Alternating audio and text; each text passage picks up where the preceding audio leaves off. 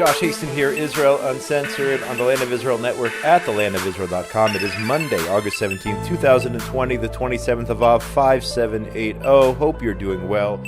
In your part of the world, a lot of exciting news coming out of Israel and the Middle East this week. Of course, a historic agreement announced between Israel and the UAE. Those of you who are listening to the show, welcome. If you are watching now on Facebook Live, thanks so much for joining us as well. My guest in this segment of the program is the one and only Danny Seaman. He is the director of the Movement for Governability and Democracy. In Hebrew, that is called Meshilult. Of course, he is also the former head of the Israel Government Press Office. He was a friend and colleague of mine at the old Voice of Israel radio station, and he has a lot of important insight on the deal with the UAE. Danny, welcome to the show. My pleasure, Josh. Good to be with you and Ben again.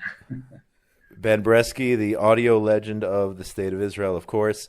Danny, start if you can, for those who are not familiar with the Movement for Governability and Democracy here in Israel, if you can describe what your organization does.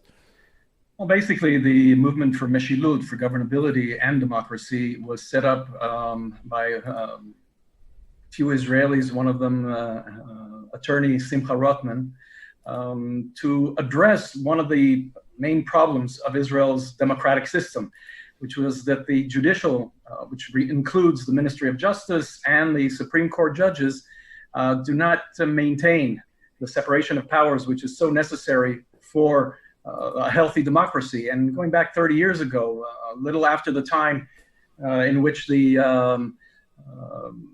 about 10 years after Likud came to power, those who had run the country previously were not so pleased with the fact that with the people's choice. And they started undermining the ability of the legislator to commit policy, to fulfill policy, and the government itself, and intervening and interfering in every aspect of government, saying that everything can be judged upon, and usually doing this by promoting their own political movements instead of just sitting and judging on issues and undermining the will of the people, basically. So our role is to fight those efforts by exposing corruption in the judicial system in Israel, exposing the fact when they overstep their boundaries, and to restore the natural balance of powers by helping the legislator, and that includes all parties, by the way. It's not necessarily for the government, but for the legislator. And we have lots of operations which we do with different parties in Israel to restore the ability of the legislator to promote policy that the people want to be advanced inside the State of Israel. Yeah, the overstepping of the boundaries of judiciary, a huge issue here in Israel, of course. We could probably do a whole show just on that topic, which we'll have to do in the future. But for now, I want to get your take on the whole announcement this week of the normalization of relations, of ties between Israel and the United Arab Emirates. In the second part of the show, I'm going to give a lot of different opinions from a lot of different figures, from the prime minister to activists and whatnot. A lot of different people. Some people are happy, some people are very upset, especially the official leadership in the communities of Judea and Samaria, saying this is an abandonment of the whole sovereignty movement. And you have others who disagree with them and say, listen, hold on a minute, this comes first, the Iranian threat comes first. What's your take on the whole announcement of the normalization of ties to the UAE? Well, it's very nice, and it's always good to have good relations with other countries. Basically, this is an extension or the fulfillment of what Ehud Yari, the correspondent, longtime correspondent, Arab affairs correspondent, he proclaims this as being the Netanyahu Doctrine of strengthening Israel by expanding its relations, moving the focus away from the Israeli-Palestinian issue, which many people and so-called experts for years were saying this is at the source of the Middle East problems, proving them wrong by developing relationships between Israel and Sunni Arab countries. This is basically building a unified effort among countries that are concerned with the expansion of the Iranian Shia regime. This is over a 600-year conflict between between Shia and Sunni Muslims. And the Iranians are trying to establish their position in the Middle East. Obviously, Israel is a major problem for them, not only because we're Jews and we've established ourselves here, but also because we are a power to be taken into consideration. And it sort of undermines their interest in becoming the leading effort in the Middle East among the Muslims themselves. So here, Israel, with its interest and unified interest with Arab countries, and showing them that they have a lot more to gain by being friends with Israel and having relations with Israel than not. And this is changing the whole paradigm of the past 72 years. This is, in this case, it's wonderful. Israelis have a tendency to go off on the deep end on almost everything, either on the positive or the negative. I think we should be calm about this. It's very nice to have it. We're not doing them any favors. Well, they're not doing us any favors, but basically there are interests involved here. Both countries have specific interests. They have to do with economic interests, they have to do with military interests. So it's basically playing to those interests of both sides. It opens the door to other countries. Now, we know we've had peace, cold peace with Egypt and Jordan for over 40 years now, with Egypt at least. And they were ostracized by the Arab world and the Muslim world. And suddenly they're seeing that it's not that unacceptable anymore. And Arabs can become friends with the state of Israel. Now, as I said, they're not doing it out of the goodness of their heart. Israel is a force to be reckoned with. Israel, not only militarily, economically. Netanyahu was able in the past 11 years to turn Israel to a major superpower. Already there were those people who have coined the term Israel as the startup nation. And the fact that Israel has made that and is a technological power makes it very, for countries that have a lot of money and need to invest, Israel is a solid and a good investment. And the R&D that we provide here, that we have, the abilities that we have here, is also something that these countries are interested in. So it serves a lot of interest. For Israel, obviously, it's good to expand its connections. And from that perspective, it's always something positive. Those concerned about it, as you mentioned, from the perspective of sovereignty, if I remember correctly, many of them were not too pleased about the whole thing and were very critical about the possibility of extending sovereignty over Judea and Samaria. All I have to say about that is one simple thing. We're in control of Judea and Samaria outside of the areas controlled by the PLO. This was done back in the 1990s by the Oslo agreements. Israel is in control of those areas. Israel is there, and they're there for good. We're on the border with Jordan. This doesn't change any of that. So whether or not we technically apply Israeli law or not, it doesn't change the facts on the ground. The fact on the ground is that Israel is there. And the ability of us to extend our sovereignty over these areas eventually is much easier now. Maybe right now you have, for different interests, you have countries that are saying that this is putting a stop to it, etc. Fine. But one thing is that life is dynamic, and this will change, and if they will be more accepting of the natural right of the Jewish people to extend its sovereignty over its ancient homeland. I find it extremely interesting that those under the Palestinian Authority and their leadership were so quick to criticize the normalization agreement between Israel and the UAE, especially since for months now they've been crying, oh, Israel is going to apply sovereignty, this is a horrible thing, this is apartheid or whatnot. I think this proves once again that their goal is not normalization, that their goal is really has nothing to do with Judea and Samaria, but they are just completely against a Jewish presence in the Middle East. And I think they've proved it once again, because if they would have said, wow, this is great, Israel's not going to apply sovereignty, exactly what we wanted, but since they went up in arms, I think this proves once again, number one, their true feelings. And to those, as you mentioned before, to those who say that the root cause of all the problems in the Middle East is the situation between the Jews and the Arabs, I think this once again proves that all those who try to shove the two-state solution down our throats for many, many years, I think it proves them wrong. I have nothing to add to that. You're absolutely right. I agree with you completely. And again, the world is a changing place. The world today is not the same as it was in 1977 when we signed the agreement with Egypt. It's not the same as it was in 1993 when the Oslo process began. Israel's position and standing in the world is much different today than it was at that time. Israel, for example, who would have dreamed, our generation, who would have dreamed that Israel would be a major supplier of natural gas, of power to Europe, for example, not to mention Egypt and Jordan, that just this year we signed a major contract with them to supply them with the natural gas that we discovered here off the Mediterranean Sea.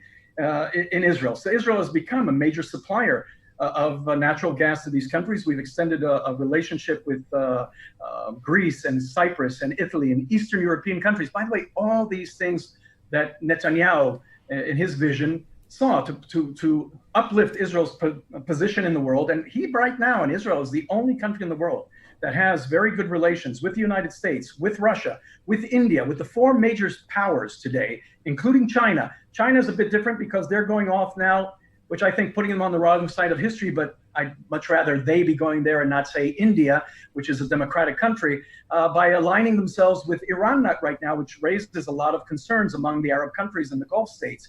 And those who are more moderate and more inclined to have relations with the West and with the United States. These things and Netanyahu's ability to position Israel, that it's in the center, and all these countries seek and have healthy relations with us, allow us, besides the natural bond that we have with the United States and the support we get that, and not to mention the support we're giving the United States.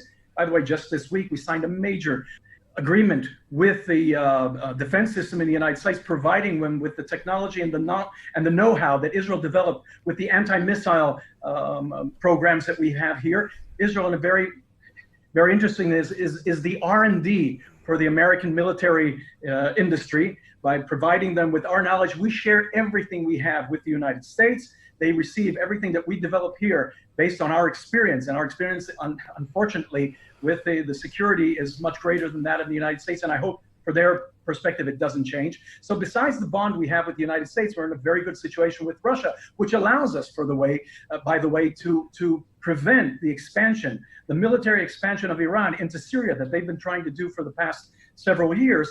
And by having this special relationship with Russia, who are there on the ground, we've been able to allow ourselves to uphold the interests of the state of Israel, let's put it diplomatically, without getting into conflict with Russia, for example. So all these things, which are part of the Netanyahu Doctrine, have benefited the state of Israel, put us in this position of what he wants us to be, very strong, and a country that is people are reaching out to, and at the same time preserve the strength and the independence and the future of the Jewish people in its homeland.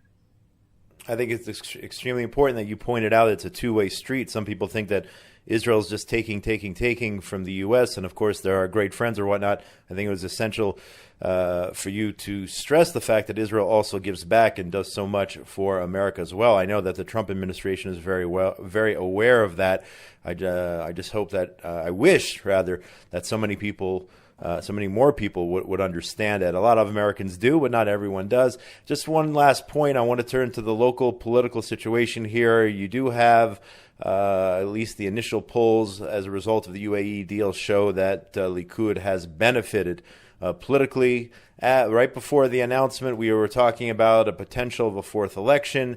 Israel still has to pass the state budget. That vote was delayed. Do you think that perhaps this UAE agreement will save the current government as it is, even though it seems like Netanyahu and Gantz are not getting along? Everyone gathered for as a result, rather, of the coronavirus pandemic. I mean, what do you see happening here in the near future in terms of local politics? Will we have a fourth election? Will the government fall? Will they be able to let bygones be bygones, with or without corona, and continue to rule the country as it should be run? You're asking me to speculate. I don't speculate. I have no idea. There will be elections at some point. You know, it's a democratic country. It could be 4 years from now. It could be a year and a half from now. It could be next week. If these polls were being conducted a week before the elections, probably it would benefit the Likud, but who knows what will happen next week. So it's very hard to anticipate anything here, especially since we don't have all the information. I wouldn't rely on what you're getting from the media. I've worked with the media for 30 years. They have their own interests, and then most of the time, especially the Israeli media, are wrong. They don't have access to everything. They don't know everything is going on. I can tell you that Netanyahu mentioned these developments over a year ago, and he was ridiculed about it. They ridiculed about him when he said that the American embassy would be. And by the way, I also admit, I used to say when Trump 4 years ago said that he would move the American embassy to Jerusalem, I said, well, it's a shame. I thought he was going to be different than other politicians, because anytime they made that promise, I knew it was going to happen. So in this case, he proved us wrong. That's why I say I don't speculate about things. The situation here is unstable, that's to say the least. I'm not worried about the demonstrations. These are people who have a political position. They're not pleased with the decision of the Israeli public that just elected the new government a few months ago. And they're having a hard time accepting the decision of those who they disagree with. It's basically them catering to their own home base, which is nice, and they have a nice thing, something interesting to do during the summer when they can't leave Israel because of Corona. So they're demonstrating outside the prime minister's residence. That's nice, but it has no impact on the election results or the political attitudes inside of Israel. Netanyahu is very focused on what he wants to achieve for the state of Israel. They're not going to move him away from those decisions. We have to hope for the stability of the state of Israel that this government continues. We have to hope that they get over their election attitudes that they've been doing for over a year. They were in election mode for over a year. And they have to realize now they're not in election season anymore. They have to sit down and roll up their sleeves and do what is in the best interest of the state of Israel. Are they doing that? No, absolutely not. And everybody's to blame for that. They were saying here that Netanyahu, there's also the whole cases against him, that Netanyahu can't advance the interests of the state of Israel while he's having to deal with the court case. Well, I think that this week he just showed that that is very possible. The ones who are mostly voicing this opinion are politicians. And I think that it's a reflection of their own understanding of their own capabilities, which fall short of Netanyahu, I'm sorry to say. He has amazing abilities. A person who's 12 years older than I am. I know that around the evening I'm exhausted and I don't do a percentage of what he has, and I don't have on my shoulders anything that even compares to what he has on his shoulders. He's thriving. So he's very different, and there's a reason he's where he's at, and he's a reason that so many in the state of Israel support him. So again, I don't know what's going to happen under present circumstances. Israel's on the right path. By the way, economically, there came out a report yesterday from an international report. Israel's standing in its ability to once again get through these unstable waters of the coronavirus economically has been very stable. And this is due to the basic economic structure that we have in Israel over the past 10 years that has been able to maintain, even in light of these difficulties, a measure of stability better off than Western European countries and even the United States. So all in all, we're in a pretty good situation right now. I don't think we need elections at this moment, but who knows? Next week, what surprises are waiting for us in the weeks to come? Yeah, we'll certainly see what happens. Danny Seaman, aren't you exhausted every evening because you have like a 4-year-old kid or something? Isn't that what? Don't you have a kid that was like just born? Yeah, when we were at the radio station, he's already going to be 7 in 2 weeks. He went through his first year. Yeah, he went through his first year of school. There you go. And surprisingly holding on in this very complicated times and very aware of what's going on, like many kids. But he's handling it, and give him a lot of respect, and his brothers are helping out. Big thing is I have my oldest will be enlisting in the paratroopers, which I'm very proud of. Nachas. Yeah, being a paratrooper myself, this will be second generation, and I'm very proud of him. Wow. My daughter had her sweet 16 birthday, and my youngest had his bar mitzvah. So we had a big event with all birthdays this year. We were planning on taking a trip to the States. That's not happening now, so we're enjoying traveling around Israel at the moment. Yeah, you got to make the best of what we have, and Israel has a lot to offer. And if there was one country that I would choose to be stuck in, it certainly would be here in Israel. Absolutely.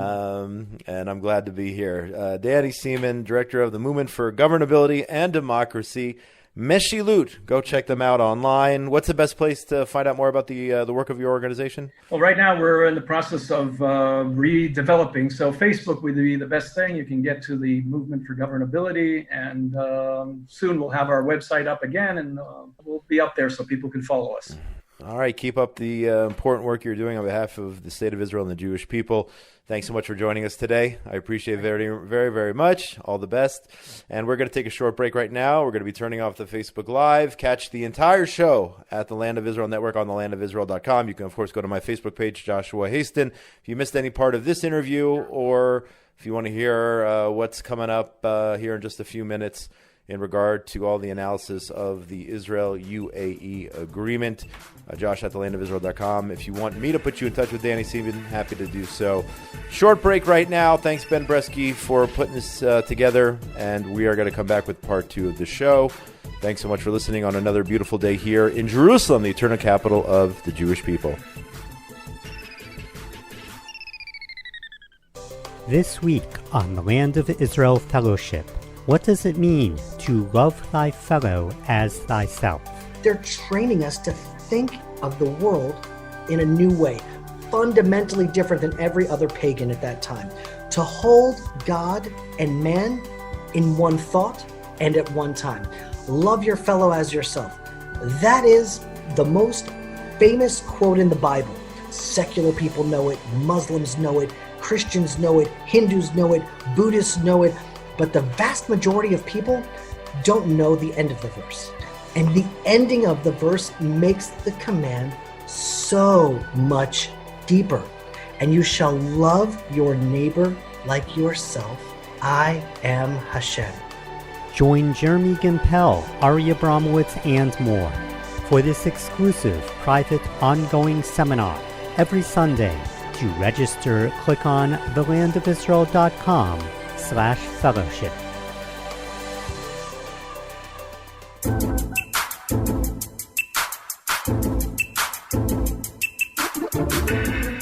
And we are back. Josh Hasten here. Israel Uncensored on the Land of Israel Network at thelandofisrael.com for Monday, the 17th of August, 2020, the 27th of Av, 5780. Of course, the biggest news here in Israel, the announcement of a peace deal with the United Arab Emirates, the third Arab country to sign a deal with Israel. Many more details will be coming in the next couple weeks in terms of the specifics. But reactions, many reactions from many different camps here in Israel, left, right, and center, from government officials and residents of the state of Israel. I want to get to a bunch of those right now. As reported by Israel Hayom, the agreement with the UAE was lauded by Israeli officials from across the political spectrum, making the UAE the first Persian Gulf state to forge official diplomatic relations with Israel, and other countries in the Gulf expected to also announce, perhaps in the days ahead, that they have established ties with the Jewish state. President Ruby Rivlin took to Twitter immediately after the treaty was announced and invited Abu Dhabi's crown prince to visit Jerusalem. He said the agreement was, quote, an important and strategic milestone that could jumpstart agreements with other countries in the region. Blue and white leader, Defense Minister Benny Gantz, praised the decision to normalize ties between the two countries. And opposition leader Yair Lapid welcomed the deal. Prime Minister Netanyahu stressed in a press briefing that the deal with the United Arab Emirates only created a pause in the extension of Israeli sovereignty over communities in Judea and Samaria. Now, that is the big issue, whether or not Israel made the right move in freezing or pausing sovereignty in Judea and Samaria in exchange, as some believe, for a deal with the United Arab Emirates. Others feel that the sovereignty plan was already on hold and there is no correlation between the two. The Prime Minister said he remains committed to President Trump's regional peace plan, calling it the most realistic plan since 1967. So Netanyahu says he is still, in the future, I guess, planning to go forward with the deal based on, with the sovereignty deal based on the Trump plan, which means Israel would extend control based on what we know of the plan. There were no official maps published in the end there, which would give Israel control over 30% of Judea and Samaria. Netanyahu reiterated he was committed to seeing the sovereignty bid through, stressing that he will never give up on our rights in the land. Many people critical of the prime minister because he pledged during every one of the last elections that he would apply sovereignty, and we thought that it was going to happen. Some believed it was going to happen in a matter of days. David Al-Khayani, the chairman of the Yesha Council, those are the communities in Judea and Samaria and formerly Gaza, it was very upset by the deal. He said Netanyahu duped the settler electorate into voting for him with promises of sovereignty. It's safe to say we don't trust Netanyahu anymore. That's the head of the communities of Judea and Samaria, the Yesha Council, making those remarks, very upset with the deal. National Union head MK Bezalel Smotrich said the deal showed Netanyahu was, quote, not a true nationalist. Yamina leader Naftali Bennett welcomed the peace treaty, but said Netanyahu missed a once-in-a-century opportunity. It's tragic that Netanyahu did not seize the moment. So there you have different opinions in regard to whether it was worth signing a deal with the UAE if it means that we are pushing off sovereignty. So out of those three leaders, Bennett welcomed the deal, but said it was a mistake that Israel did not go forward with the Trump plan. And then the other two, MK Smotrich and the head of the Yesha Council, saying it was a mistake and it shouldn't have happened, that we should have applied sovereignty. Finance Minister Israel Katz from Likud, he claimed, and this is what I said before, that there is no connection between the peace agreement with the UAE and the decision to suspend the application of Israeli sovereignty over parts of Judea and Samaria. This reported by Arut Sheva. In an interview with Khan Bet Sunday morning, Minister Katz explained that the application of sovereignty was frozen even before the agreement with the UAE, and that presenting the agreement as related to it is more convenient for all the Arab nations.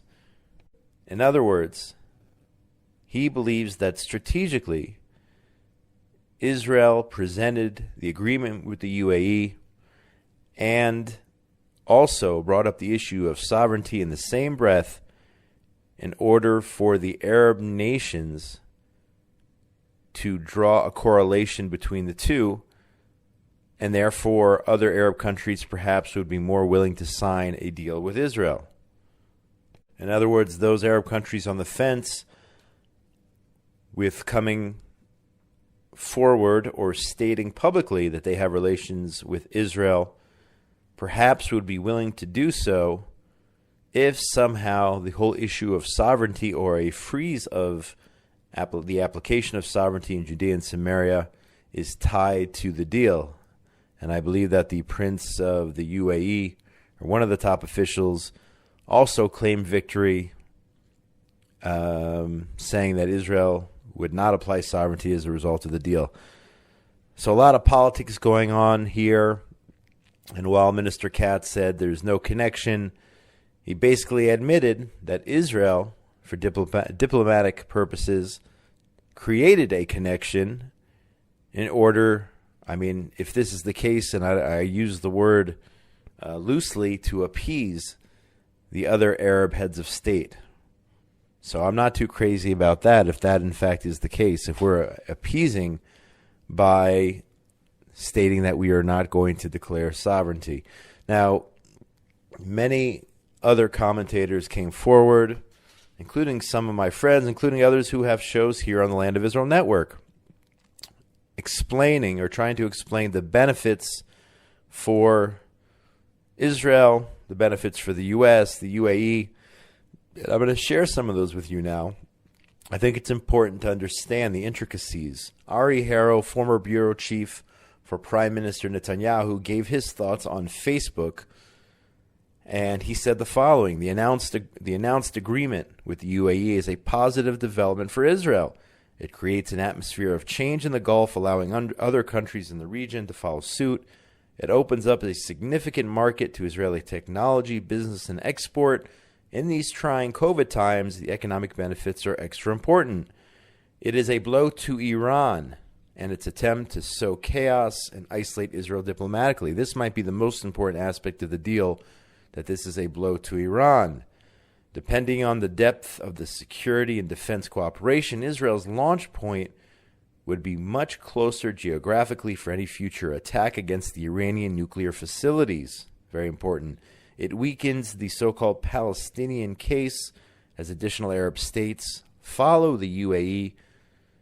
As additional Arab states follow the UAE, the Palestinians will find themselves on the wrong side of the tracks and under greater pressure to compromise. It weakens the BDS movement as Arab countries move away from boycott.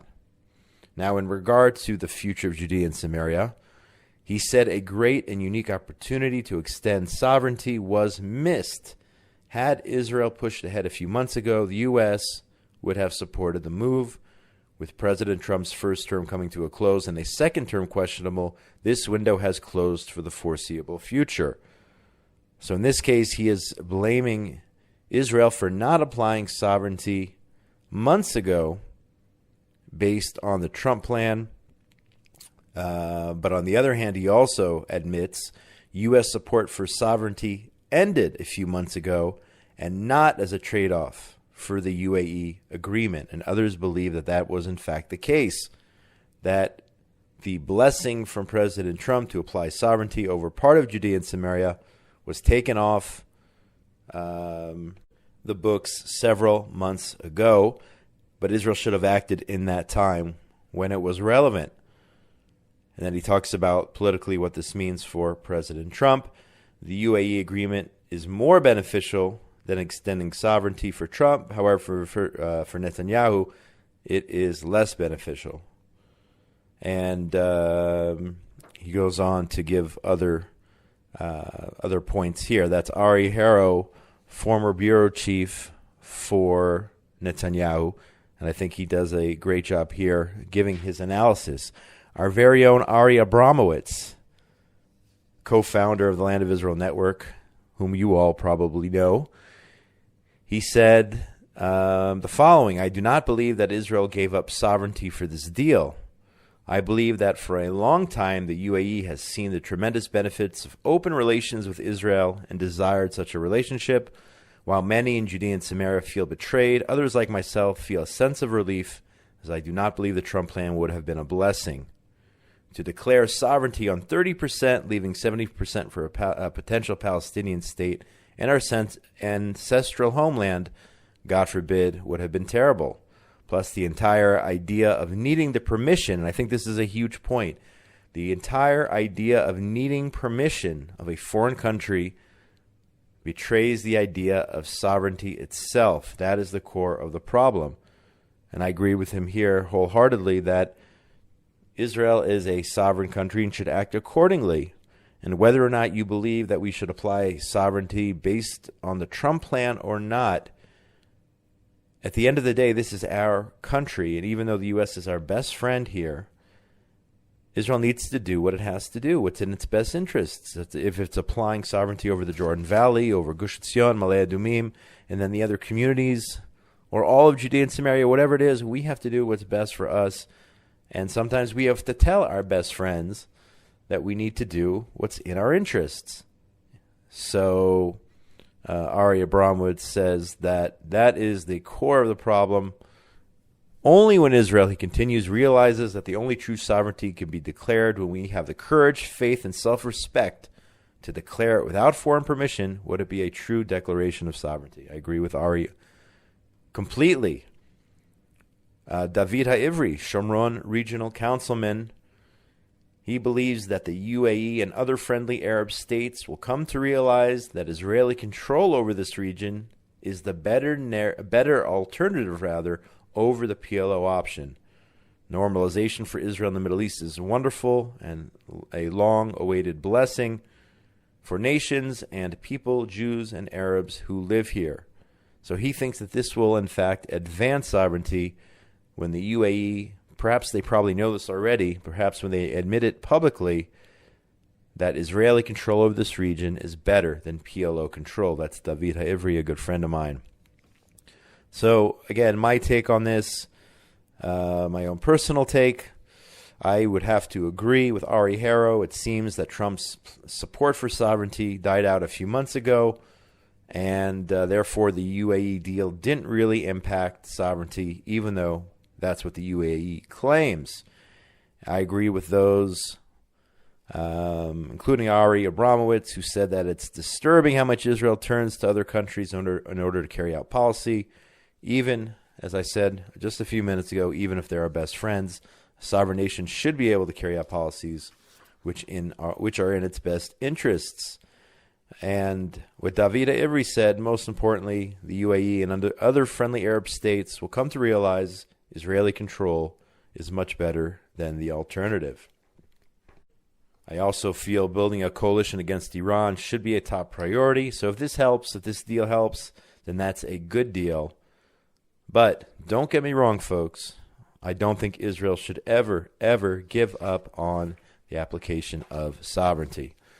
So that is a in-depth, long, if you will, analysis of the UAE agreement for many different people who I respect, and then giving you my own take as well.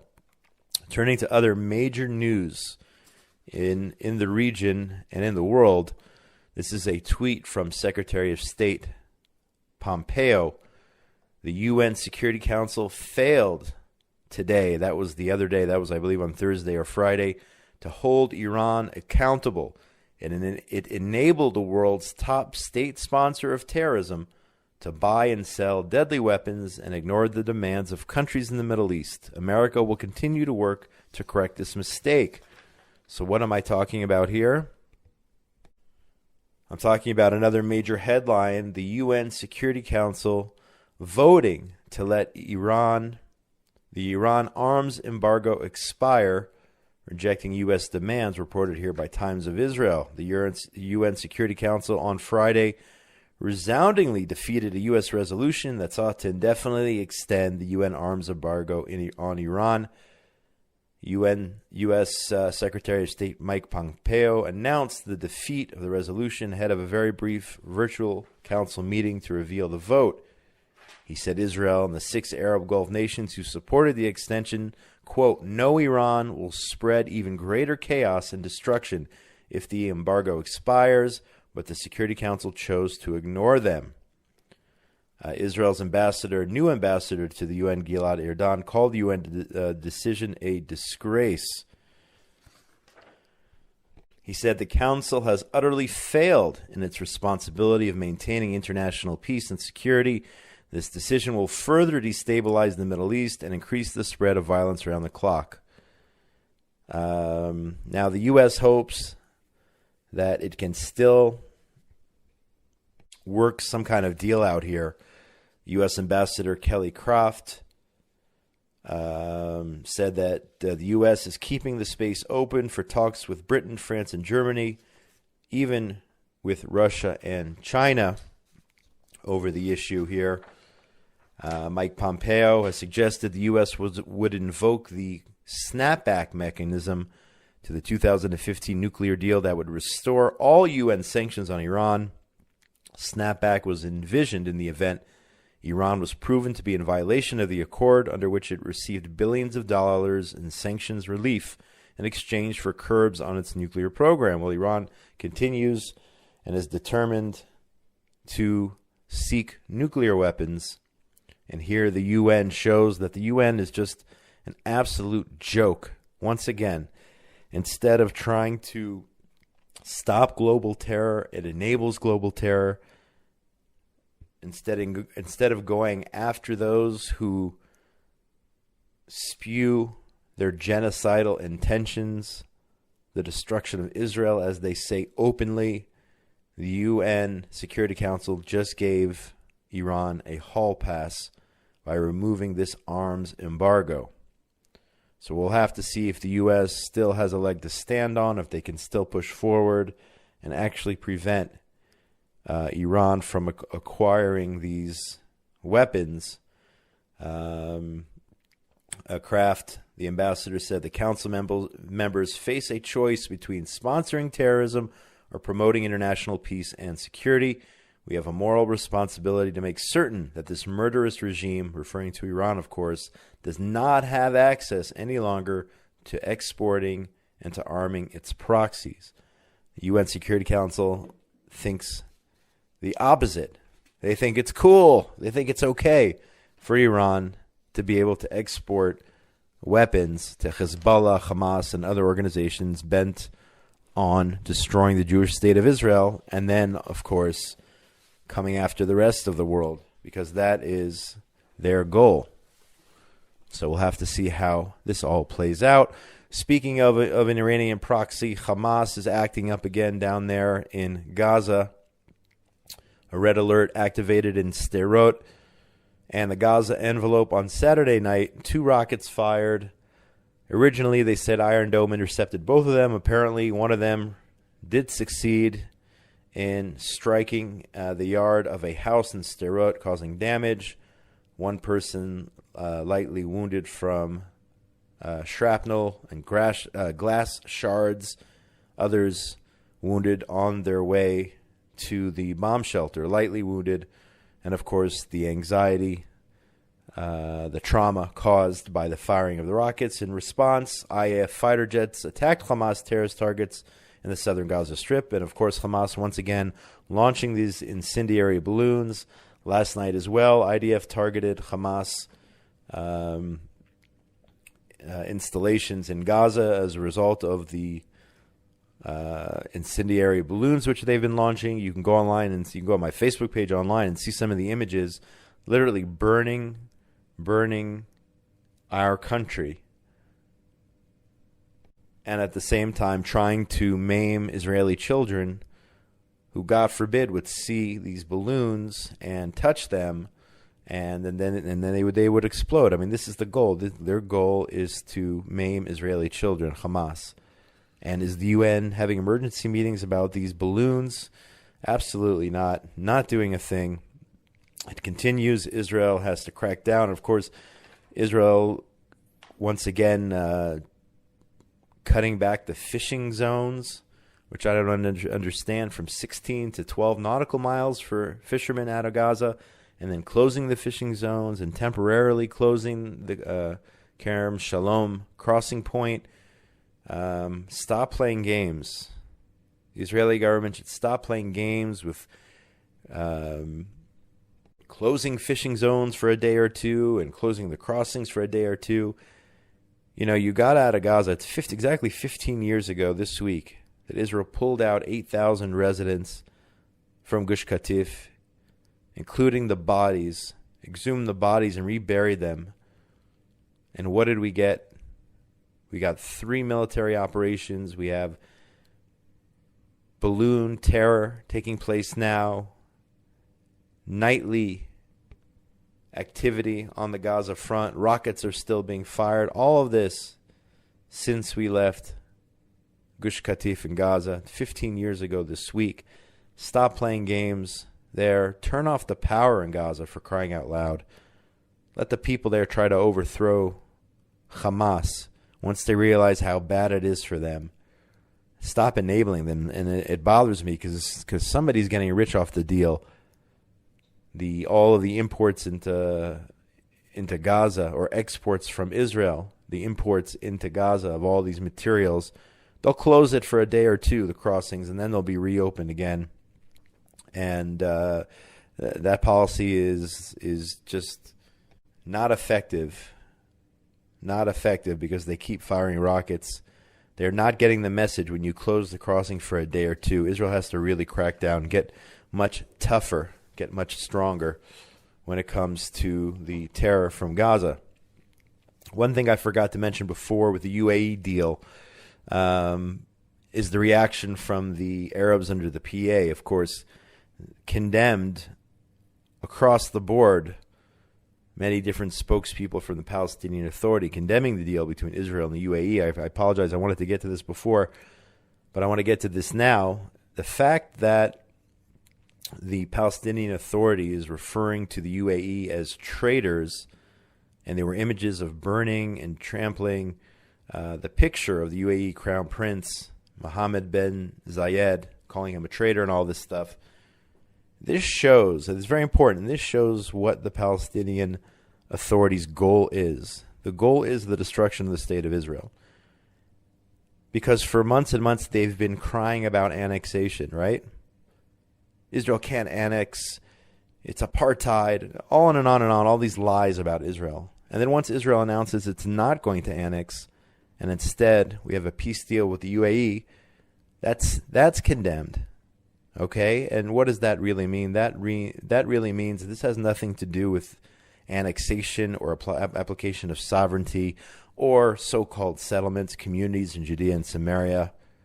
Israel said it would not annex right now. It would not apply sovereignty. And the PA rejected it. Why? Because they are against all of Israel. They don't want any normalization between Israel and the Arab world. They are completely against a Jewish presence in the Middle East. And that is why they're up in arms. But I want to thank the Palestinian Authority for showing their true colors, proving it's not about sovereignty or the communities in Judea and Samaria. Because if it were, then they would be happy that Israel was refraining from applying sovereignty right now. They're not happy. They don't want normalization between Israel and any Arab country because they don't want Israel here. They are on the wrong side of history once again. And I thank the Palestinian Authority for all of their protests, revealing, once again, proving who they in fact really are. And finishing on some positive news here, today's Jerusalem Post reports that the Jewish Agency estimates 250,000 olim, or new immigrants, to Israel in the next 5 years. The Jewish Agency estimates that Israel will see an influx of 250,000 immigrants over the next 5 years based on the dramatic increase in interest in Aliyah, perhaps as a result of the coronavirus pandemic. Although the actual numbers of new immigrants has declined in 2020, they say that is because of the cancellation of commercial flights. It is thought that the coronavirus crisis has generated new circumstances for many Jews living in the diaspora who now see new opportunities to move to Israel which may not have existed beforehand. And again, why did this coronavirus crisis happen? Obviously, practically, it originated in China, whether it was deliberate or accidental, whatever that case is. Obviously, this was part of a bigger plan from up above, and perhaps the plan, and again, obviously, I don't know. Some people claim they know why there's coronavirus because Jews aren't acting a certain way. I'll never subscribe to that because we don't know. But maybe this will bring Jews home to Israel. And bringing Jews home to Israel is a positive thing. I would rather it not be because of corona. I'd rather it would not be because of anti-Semitism. I would rather the Jews realize that their destiny is here in the land of Israel with their brothers and sisters in the land that was promised to us by God thousands of years ago. I would hope that is, and God wants us here, and I would hope that is what would drive people to make Aliyah, immigrate to Israel. But if it's the virus that causes them to come here, if in fact 250,000 olim come to Israel, then that is certainly a positive thing. Certainly they would be welcome here with open arms. That's going to do it for us here today. My name is Josh Hasten. This has been another edition of Israel Uncensored on the Land of Israel Network at thelandofisrael.com for Monday, 17th of August, 2020, 27th of Av, 5780. Thanks very much to Benjamin Bresky, Tabitha Epstein for everything they do behind the scenes here at the Land of Israel. Get in touch with me during the week, Josh at thelandofisrael.com. Let me know what you think of the agreement between Israel and the UAE. I'd like your opinion on the issue. Again, it's Josh at thelandofisrael.com. On Facebook, Joshua Hasten, or Josh Hasten, Israel Advocacy and Journalism. On Twitter at Josh Hasten, and now on Instagram as well. Coming to you on a beautiful Monday morning from Jerusalem, the eternal capital of the Jewish people. Most importantly, between now and when we speak again, please God, next week, everyone out there in the wonderful world of ours, be safe. Shalom, shalom, from a beautiful day in Jerusalem. All the best.